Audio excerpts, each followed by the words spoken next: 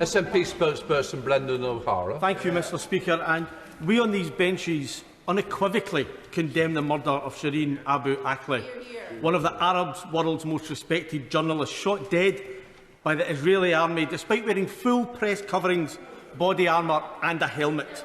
Shireen's death takes to 50 the number of journalists who have been killed by the Israeli occupation forces in the last 20 years, death for which no one has ever been held to account.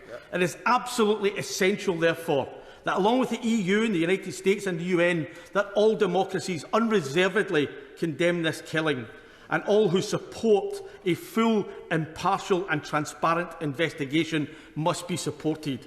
Does she agree that this investigation should be carried out by the International Criminal Court, so that the person responsible for this awful crime can be found and tried, and if convicted, given an appropriate sentence? And what sanction does she think would be appropriate against Israel in those circumstances? And finally, will she also unreservedly condemn the disgraceful actions of the Israeli police, who on Friday attacked her cortege with batons and stun grenades, denying her, even in death, any sort of dignity or respect?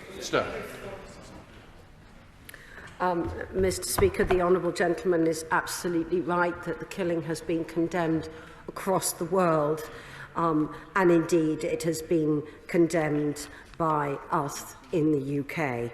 We have called, as I said before, for that immediate, thorough, transparent, fair and impartial investigation. I think it's really important that that happens soon, and it happens in a way that is very, very thorough.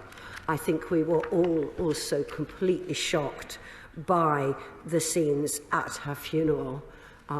We are deeply concerned about the rise in violence attacks in the area, and continue to call for peace in the area, as we have always done so.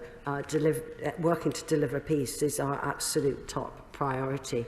But she was an incredibly respected journalist. He's right also to point to the risk to journalists across the world. In fact, I believe that 26 journalists have been killed across the world during this year, 6 in Ukraine. It may even be more since that update I received. We must stand for journalists and for media freedom.